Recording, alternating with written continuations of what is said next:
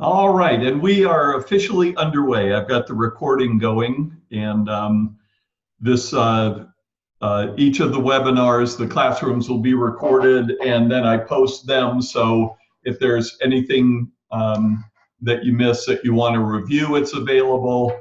And then certainly if you can't make the live webinar, and always remember there's no requirement to attend any of the webinars live. But it is important to watch them and review the materials. And whenever I have a slideshow, I'll send out, when I send out the video recording link after I get it uploaded, I'll also send out a PDF of the slides and everything else. So, welcome. I'm going to jump right over to screen share at this point, and just so we can get this up and running. So you guys are all now in little boxes. My name's Tim Hanai. I've been teaching this course now for about 10 years, but using a wine business approach to wine education for over 35 years, I hate to say it. I love doing this course. So my commitment is that every one of you, regardless of whether you're a newbie, just looking into the wine business and what kind of careers, what kind of opportunities, that kind of thing, or if you're a high-level professional running a winery or in wine business in any way, my commitment is to make sure you get what you came for out of this course. So the way the course is conducted is a combination of the Napa Valley Wine Academy website, that's kind of information central, and we're using a new learning management system for the first time. So I may have a few little fits and starts, but basically you should be able to find all the information here, an overview about the course, and then every 2 weeks I'll open, or we'll start on a new lesson. So right now, as you can see on the screen, weeks 1 and 2 are winery quality and value decisions, and we're really going to focus on the elements of running a vineyard, profitability, buying decisions for grapes, selling decisions for grapes, that kind of stuff.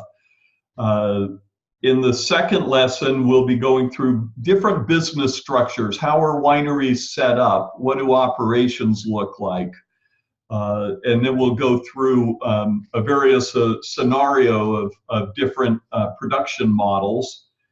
At the midway point, we transition into distribution, marketing, and sales, and we'll go systematically through the supply chain and how that looks. And then finally, weeks 7 and 8 are kind of a bit open because you'll be working on final projects, which I'll explain, and then just sort of wrapping things up. And then you also get a class on the world according to Tim. So if you've done any research on my background, I think a little differently than a lot of people in the wine industry. So let me start then with our PowerPoint about the many businesses of wine, and we're going to be looking at not only the wine business holistically, but all of the through this course and hopefully beyond, you'll also give a little bit more attention to the businesses and the companies and the services that feed the wine business. So it's a lot of territory to cover in an 8-week course, and part of what you get in this live 8-week online course is, as we go along, you can set up an appointment to have a one-on-one phone call with me. That can start as early as next week or anywhere through and actually beyond the course. so that if you've got a very specific agenda, if there are things you're looking to get out of this course that are perhaps a little bit deeper than we're going into things, we can have a discussion about this. I can give you different projects and make sure that we cover things at the level you need. If you're an absolute newbie to the business, don't worry about a thing. There's going to be an awful lot of information, but we can have a call as well to kind of decide on certain pathways to improve your general wine knowledge. If you're doing a career search, if you're looking to transition from one industry into the wine business, that kind of thing. So personalization is a big part of this program, and I want to make sure everybody gets their needs covered. And at any point during these lectures, you can either just unmute yourself and let me know if you have a question, or wave frantically. I don't think I see everybody's pictures, but there's also a chat function. So somewhere on your screen you should see a capacity to send me a message via the chat function. Okay? All righty. So requirements will start at the end. To complete this course, you are going to have to hand in a cost of goods financial project, and we'll go over that in detail. You've got 2 weeks from today to create and turn that in. Halfway through the course, you're going to be given an optional blending project, which will be something that you can also recreate at home or at work, of actually conducting a wine blending, which is a very common thing these days. You know, you get the different varieties for Rhone wines or the classic Bordeaux Meritage style wines.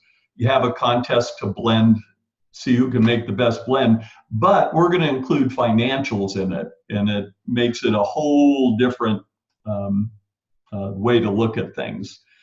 And then at the end of the course is going to be what we call a wine biz sim project of your choice, and that'll be a financial workbook, and that'll be combined with a business plan that I will send out a template. We will go over the template looking at primary elements of a business plan, and there's a lot of flexibility in what you can do for your final project. I don't want to get too much into the details, but that's about it. There's not a lot of quizzes, there's no test per se. You either turn in the projects or you don't. And because we find out that life shows up, whether it's health issues or family or pet emergencies or crisis with work or employment, if you get behind, or if something happens and you have to fall off for a bit, let me know. I allow up to 4 weeks past the 8 weeks for you to get your projects turned in and complete all the work. So this is an important facet of the program as well, to make sure that everybody, again, gets what they need. So any questions about the requirements? It'll make a little bit more sense as you see each of the components of the course. Okay. So personal calls are encouraged. And the way to do it, send me an email requesting I'd like to set up a call, and then give me some days and times that work for you. Don't send me an email that just says, hi, what's your schedule look like? Well, it's tell me what works for you, and if none of the days or times work that you're requesting, then I'll come back and say, well, how about? Okay, so that's how we do that. I do get people who say, wow, I didn't get what I wanted out of the course. And I can guarantee you, out of the 10 years I've been doing this and well over 1,000 students, the people who don't get what they wanted out of the course are the ones who didn't contact me. So, so don't let me know after 8 weeks what, you know, oh, this wasn't what I wanted or this or that. I really want to be in touch with all of you. Small classes, and each class has its own sort of group dynamics. But certainly let me know, you know, what it is you want. Whether it's finding a job, whether it's finding career. We get an awful lot of people that are involved in the Master of Wine study course or Wine and Spirits Education Trust, those kind of things. And we've launched many wineries and wine-related businesses from this course, I am very proud to say. Okay? And that goes for non-winery kind of things. I've got a little testimonial here from Susan Rogers. Susan took this course. She's an attorney working in Washington, D.C., and wanted to explore opportunities of providing legal services to wineries. When she signed up for the course, she thought that was going to require her to move to California or something like that. But we were able to find an incredible and robust market for her legal services in Northern Virginia, in Maryland, and in and around the DC area. So that's the kind of thing we love to help set up. All right, as I mentioned, use my personal email, tim@timhanai.com. You can text me or message me in other ways using Messenger, but if my primary is by email, so I really recommend that. So just let me know what you want. And then if you have any problems with the Napa Valley Wine Academy's site, that's this program here. If you've lost your password or you can't get in or are having troubles, contact the Napa Valley Wine Academy directly. But for other elements of this course, contact me directly. And if you're having a problem with the Napa Valley Wine Academy site or something, you can let me know, and I'll make sure it gets to the appropriate place. Okay. All right. Oh, one other thing, if anybody doesn't use Facebook, let me know. We've tried innumerable discussion forum widgets and applications and whatever, and have by far the best results with Facebook, just the ease of being able to take a picture of something, post it, answer questions, that kind of stuff. All right, so what I'm going to ask each and every one of you to do is think differently for the next 8 weeks. We're going to discuss critical thinking, and critical thinking is the ability to look at an argument or a decision point or different points of view, break it down into supporting data, what supports each of the points of view or sides of an argument, and then look at the data to assess what's the most valid, what's the best data to use, and then rethink a problem, okay? So I was introduced to critical thinking in 1989 after I failed the Master of Wine examination and went to a seminar to improve my essay writing skills. And I went to the wrong seminar for 3 days with a bunch of electrical engineers, and it was all about critical thinking. So we'll discuss that and how you can use this in so many ways, not only for wine, but about the wine business, about why people are arguing about wine qualities or different rating systems or things that you might do in the vineyard or whatever. So we'll be employing critical thinking throughout. And then when we get to the business planning, we're going to convert critical thinking into SWOT analysis, which looking at strengths, weaknesses, opportunities, and threats is kind of, if you will, a matrix for critical thinking. We're going to be asking the question, I'm going to be asking the question, who cares? Very, very frequently. Because an awful lot of things that wine experts or people who end up in wine marketing or wherever you look in this business, it's a very passion-based, engaged kind of an industry. And sometimes what I might care about, you might not care about. Somebody creating a product may be really locked into something as being very important, but does the actual market care? Those kind of things. So we'll be discussing who cares a little bit more in depth when we get to the marketing end of things. But the reason I have our kitty cat here is all this marketing that there are pâtés, that there's Chef Michael, that there's a little sprig of dill, and with the crab cakes, the cat doesn't care.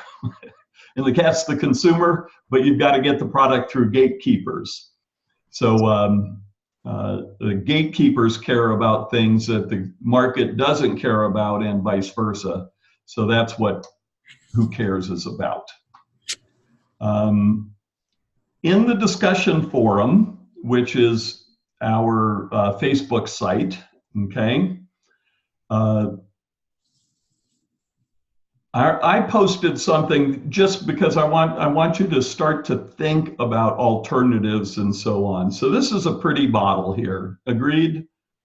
And I don't know how well you can see it, but the punt is actually molded to be a rose. And this bottle was in Costco. It's got an emblem. It's got a glass stopper. And the questions that I tend to ask when I see something like this is, how much did that cost? And it's not just the cost of the bottle. This is a unique, this is a protected custom mold. So only this producer actually has this mold. So the next question would be then, all right, how much did the bottle cost in just the production and whatever? But what was the cost of creating the mold, all the engineering, finding the right supplier to do this? It's hundreds of thousands of dollars. And then on top of that, given their volumes and so forth, how much of that is added then to the actual cost of the bottle? If you think about this even more deeply, I'm a logistics guy, and if I've got to order bottles and I'm using a standard, it could be a really high-end, beautiful bottle or something, but usually there are inventories on hand I can order from and be able. So my supply chain is pretty simple to manage. If I'm using this bottle, I better make enough have enough lead time in preparation to make sure the bottles can be run and produced and set up, because it's not something I can just call up and order more. Or I'm going to have to maintain inventories because there are certain minimum requirements when you're setting this up and so forth. So a lot of considerations over something as simple as a bottle that most people just don't think about. Then the final thing is, once this wine is produced and into the supply chain, then what? Because this is not a standard size bottle. It does not fit in wine racks. It does not fit in wine coolers. It's a pain in the neck if you need to stand it up in your refrigerator because you probably don't have a shelf that's high enough. On delivery, in the stores, there are considerations of logistics due to the wacky size of the bottle. Here's one of my favorites, actually. Let me see.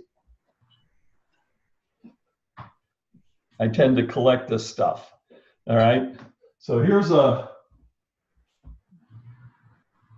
here's a normal wine bottle, and here's this monstrosity. And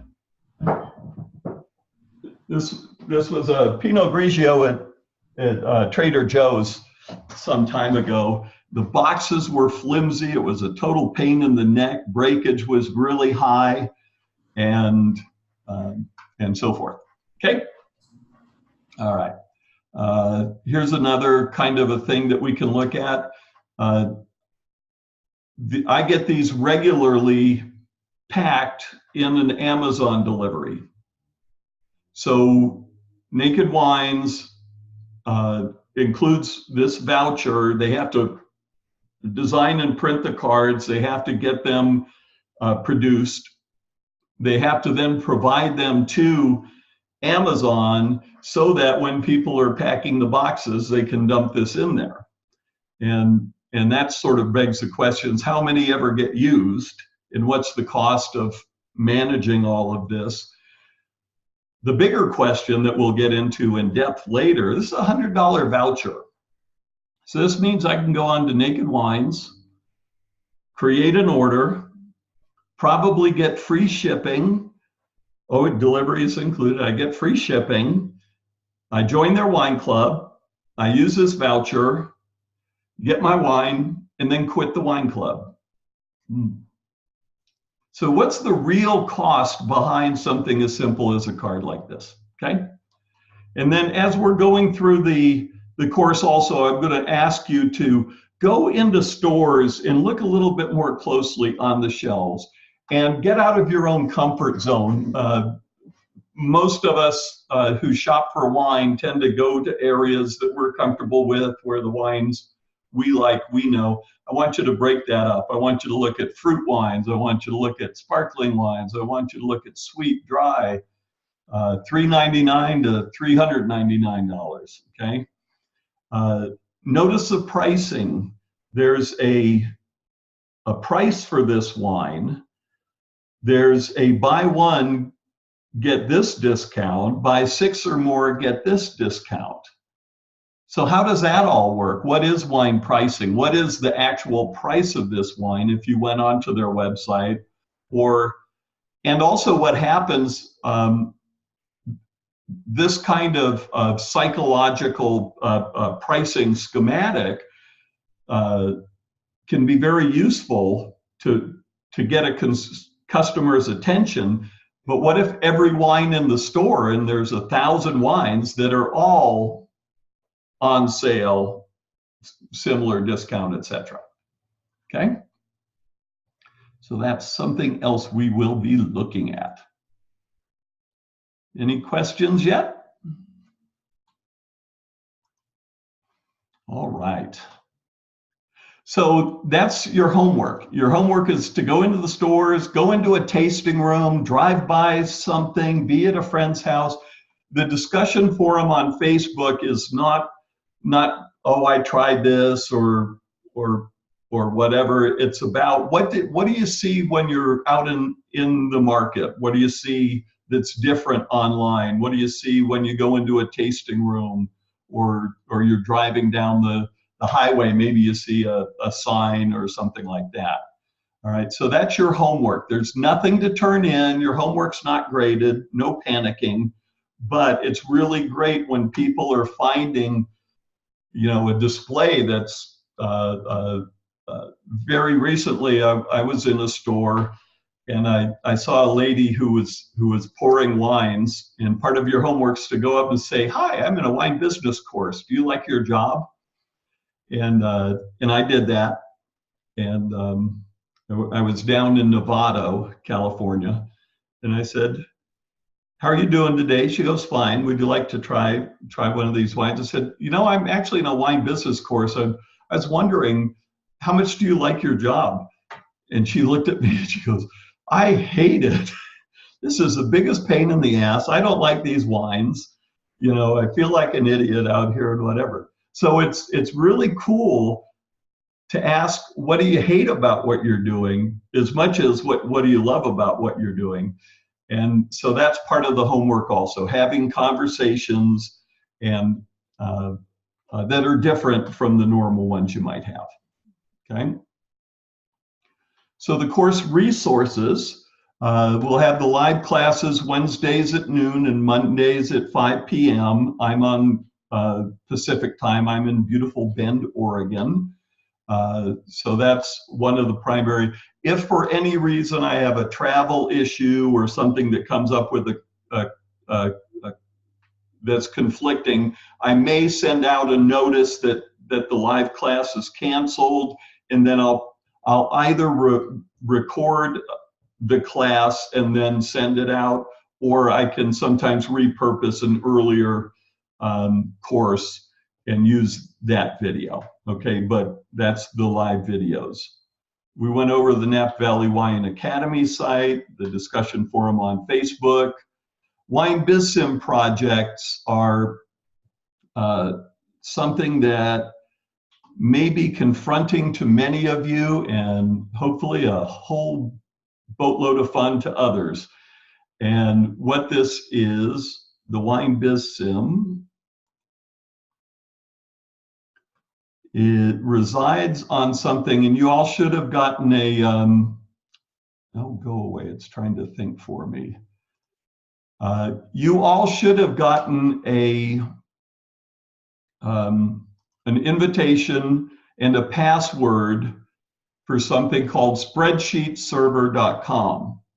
All right, it's going to be an important element of the course, and these are financial workbooks and calculators that we're going to use. It's something I've been working on for a very, very long time, and your registration to the course gives you a year's access to these workbooks, with the caveat that you guys are coming into the course just when we're getting ready to redo this entire program. So you're going to start and complete the course using this site, but when we're ready to transfer and so forth, you're also going to get access to the complete new suite of workbooks and calculators to play with for the remainder of the year, okay?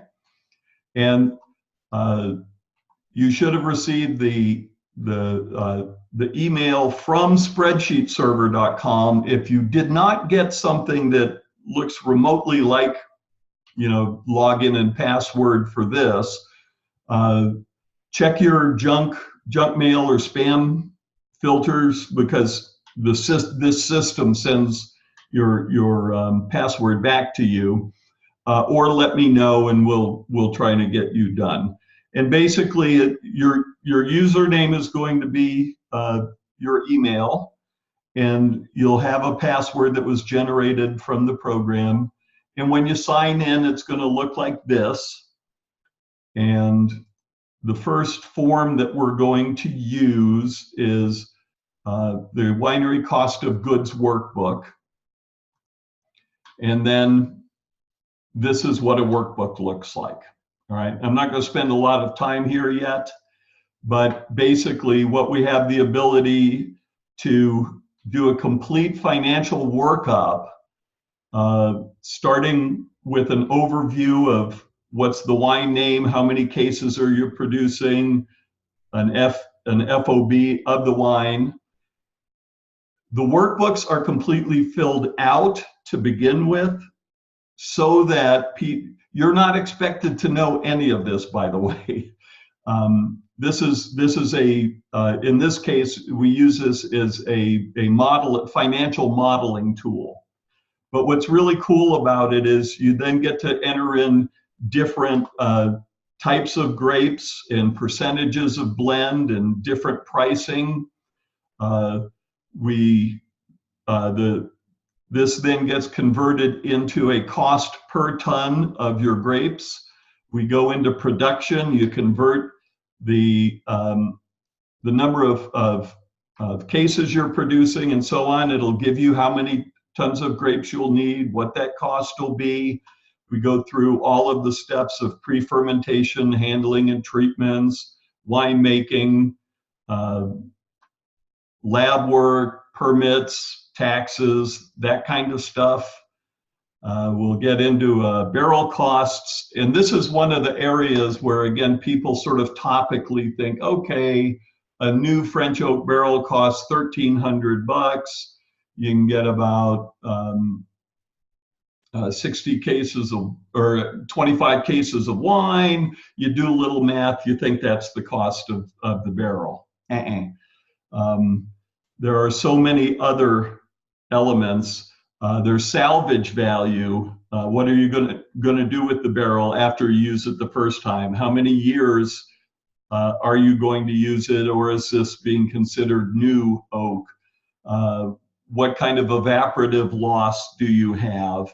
So, so it really brings your understanding to a new level. Then we go into cellaring and storage. So as you can see, we're following the supply chain systematically, and then we're going to be looking at decision points along the supply chain. And these decision points have to be looked at in either terms of value or cost, all right? And I'll expand on that a little bit later. You put in your packaging and bottle costs, and then we run your P&L for the wine that you're making, okay? So this, a lot of people are confronted by this kind of thing, but consider it, it's like playing Farmville with really lousy graphics. That's what our intention was for this. Okay. There are also going to be a number of resources like the TTB. Anybody not familiar with that acronym? That's the Tax and Trade Bureau for the US Feds. Unbelievable amount of information. Anything from what it takes to get a permit to different international market situations and what you need to do for export. They've got tutorials, they've got an amazing amount of stuff. Then the other resources that I suggest that you take a look at are going to be winebusiness.com, Wine Industry Insights, and then for anybody doing projects around the world, internationally, or in states other than California, let me know, and we can accommodate some of the research and some of the particulars of producing a wine in Virginia or Iowa or Lithuania or New Zealand or whatever.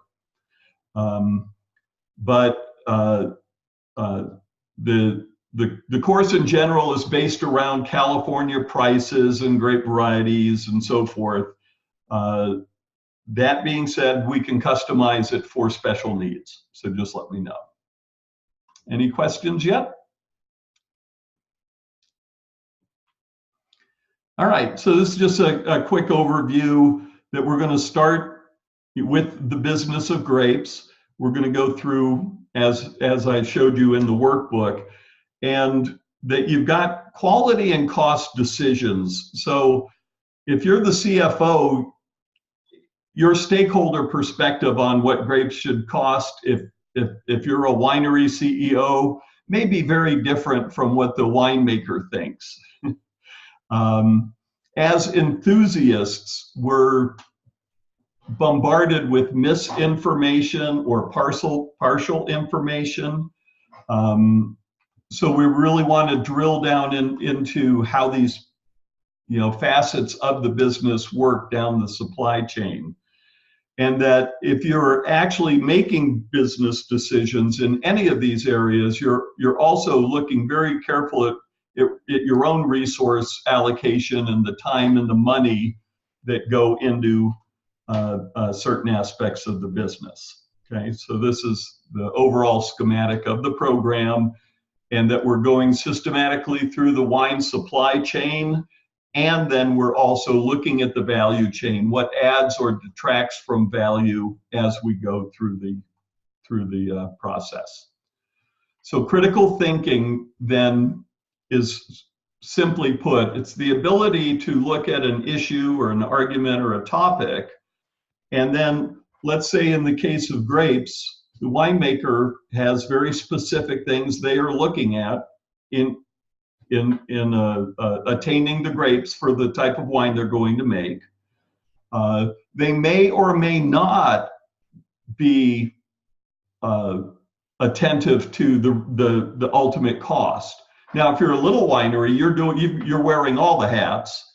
If you're a big winery, the hats are being worn by people that might be completely in a different state or even different country than you are. But as we go through the process, I actually have these hats. You can make your own. We'll talk about how these apply to critical thinking and understanding a lot of the decision points. Oops. Okay. Wine business strategic planning, it can be argued that every aspect, every decision, everything that goes on in the supply chain from beginning to end is a marketing decision. When we get to the marketing segment, we'll go much more in depth, but if you're looking for a job and a career in the industry, you better understand what's going on in the career market, and that you are the brand. You're marketing yourself. What kind of skill set, what kind of value are you bringing, to the market, which would be the job. And if you're a huge winery, you're probably employing very traditional marketing best practices and operating procedures. If you're a tiny winery, and I can't tell you how many times, we're not worried about the marketing because we're going to make a wine that is such high quality and gets so much great publicity and gets 100 points from Parker. So marketing's not something for us to really worry about. And I can tell you there are thousands of wineries that have dead inventory, that are losing a lot of money that didn't understand that from the very beginning, you should have a marketing plan. You should be able to execute to the plan. It doesn't matter if you're making 5 cases or 5 million cases. Part of business strategic planning is also the vision that you have, and is your business just for lifestyle? And there are a lot of people that actually have a lifestyle-based wine business or wine services business or wine equipment business, and they're able to have a great lifestyle, lead the lifestyle that they had envisioned, and do it within whatever income they need. Yes. What do you mean for lifestyles in this case? So I'm going to move to Tuscany and buy an old villa and put in millions of dollars and live my dream of being a vintner in Tuscany. Okay. It could be my dream is to become a winemaker, and I want to understand the business, and I want to be able to focus on the winemaking and that end of things. Where this really becomes important is too many people think, oh, I'm going to open a winery in this area. I've got this vision that we'll be having events and I'll be traveling around the world and entertaining and schmoozing with sommeliers and that kind of stuff. And what they didn't have was the plan, and they didn't have the knowledge of what the industry really looks like. And this is actually a really good friend of mine who finally just sold his winery in Napa. He was 76 years old, traveling every week, meeting with distributors. It was a pain in the ass. He ran into all sorts of permitting issues with one of his vineyards. So he had to do environmental impact reporting and get all this permit and paperwork. And that was not the lifestyle that he had envisioned. Okay. Okay. So Does that answer your question? Yeah, definitely. Great. Now, most people need income. Some people don't. But obviously having the plan and then your vision and your mission and your goals of what you're going to create and how much money it'll make and so forth are really important to determine. And there's other people, and this is happening more and more, and it's going to be happening actually in this supply and demand cycle of the global wine industry. We'll be able to actually maybe even see some examples of this. A lot of people just say, hey, wow, I've got a great idea for a brand or a product, and I'm going to put the money into it. I don't need to generate the income. My lifestyle is going to be driven by this startup, and I'm doing it so that I could sell the brand, I can sell the business. So it's my exit strategy. And so that's the other thing is I'm doing a winery search in Hunter Valley for a client right now, Hunter Valley, Australia.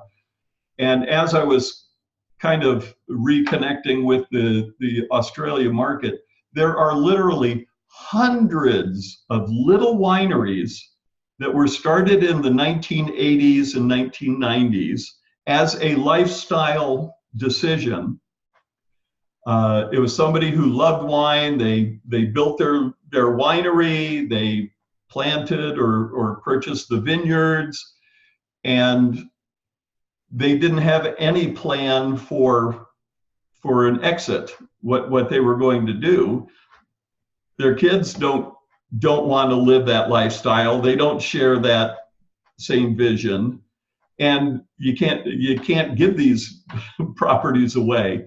The market's literally just flooded with hundreds of these little startup lifestyle wineries, and it's pretty fascinating. The other part of the strategic planning process is understanding and mitigating risks, both in market conditions, in trends, in trying to understand what different demographics of consumers are going to do or not do, and certainly in every step on the supply chain, developing your vineyard and mitigating risks of inclement weather or pest or disease and that kind of stuff. And then how do you sustain your business over time? So what's that long-term plan that you've created, and then what are you going to do at the end? Okay. And this will be coming mostly as we get into the midway point, but I really want you, as we're going through talking of vineyards and productions, keeping this in mind.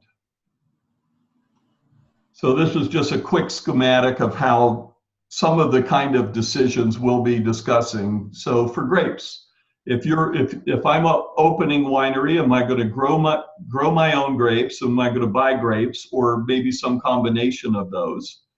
Maybe I don't even need grapes at all. I'm going to either make my wine out of bulk wine, or I'm going to have somebody else contract and process everything. So as you can see, in each point down the supply chain, there are myriad decisions that need to be made. Okay. This is an interesting and a little bit dated, but this was a study done by Sonoma State University. And at this point in time, I think this was 2017, what they were finding, there was a very interesting dynamic that if you had 1 acre of Chardonnay, given the price per ton, the average yield, revenue, and so on, the gross profit per acre was $86.75, so $8,675 an acre.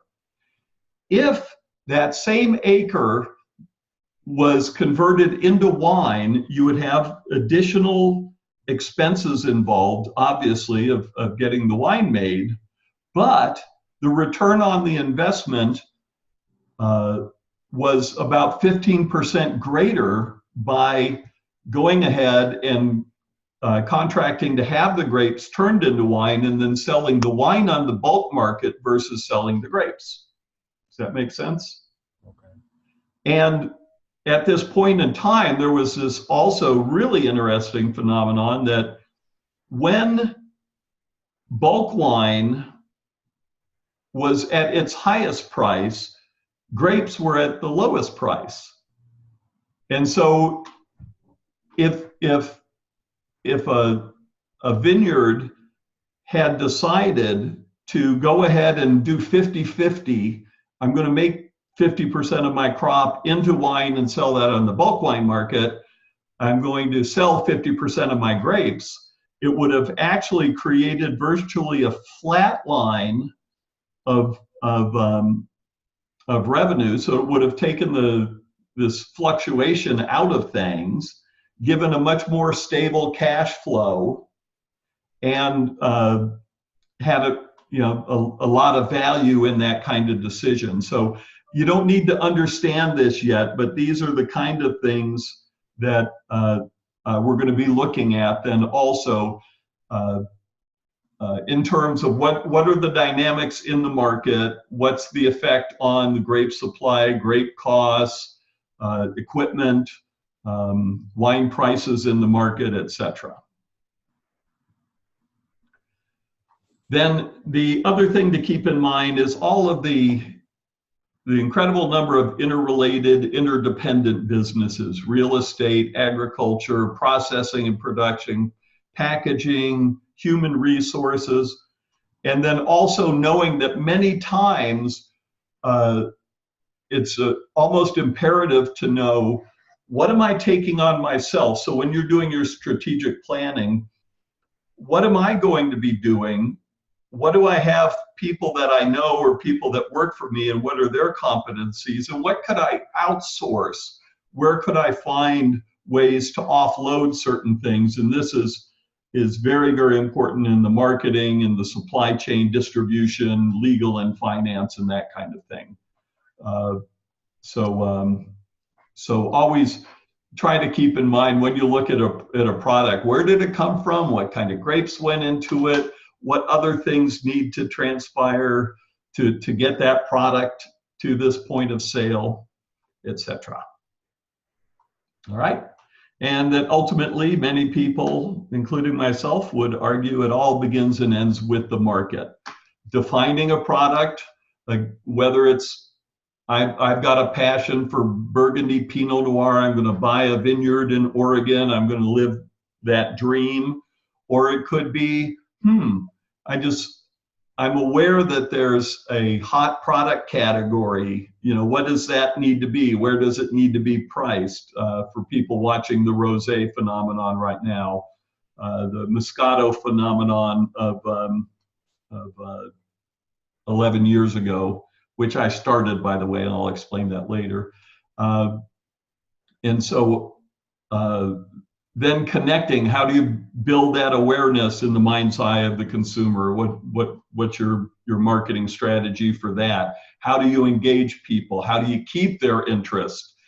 Where is the wine going to be sold? What's the point of purchase? How do you take somebody that's looking at 1,000 wines on a shelf, who's scrolling through stuff on wine.com, who's doing a search on the internet, et cetera, et cetera? How do you get them to go from just looking to actually picking up a product? That's the conversion from a shopper to an actual buyer. And then how do you keep them? So this is the ability to have them purchase multiple times and for the longest time possible. And talking about wine clubs a minute ago with that $100 voucher, right now the generally accepted number for what's called the wine club churn rate is 40%. So if I've got 100 customers today, in 1 year, I'm going to lose 40% of those customers. So I can be marketing the heck out of my winery and whatever.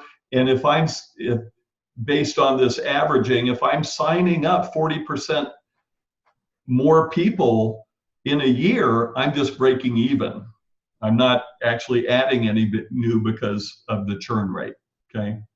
So very important aspect. And this plays into the question, who cares?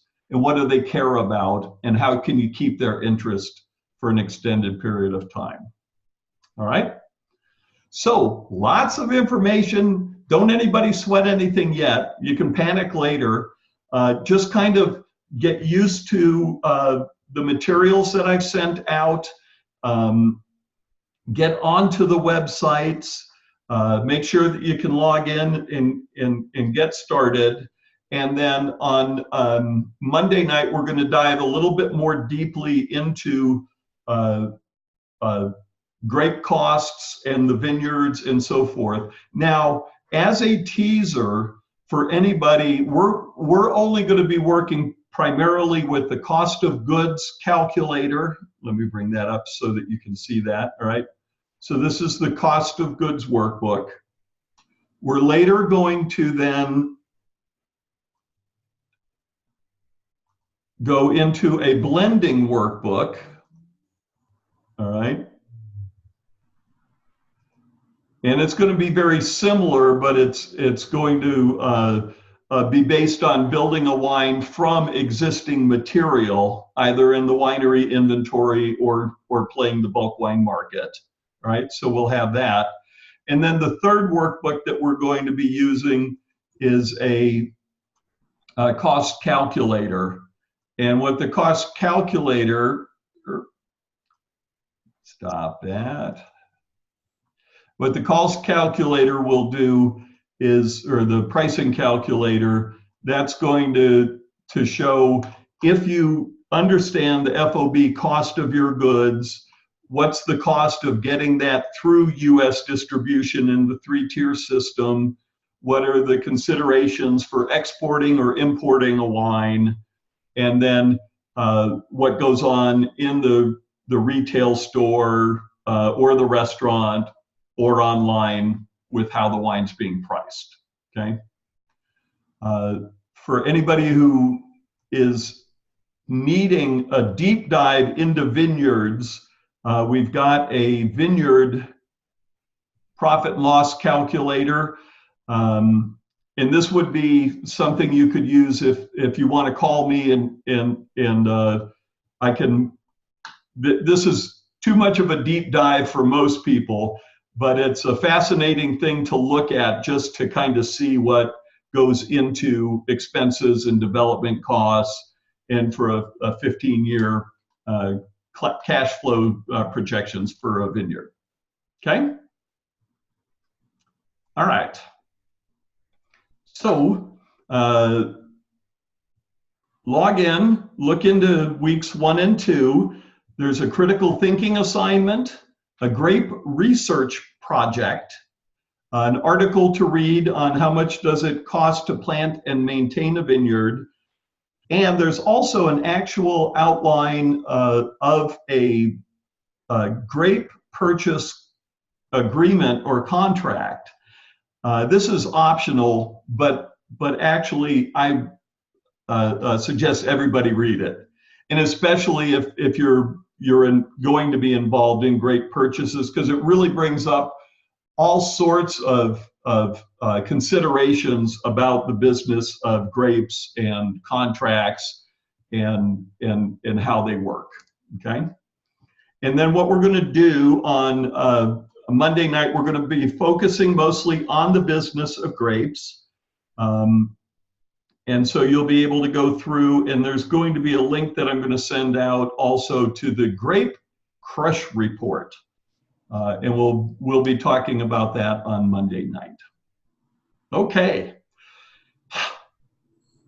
So hopefully this will be the worst class of the entire thing because there's so much to cover.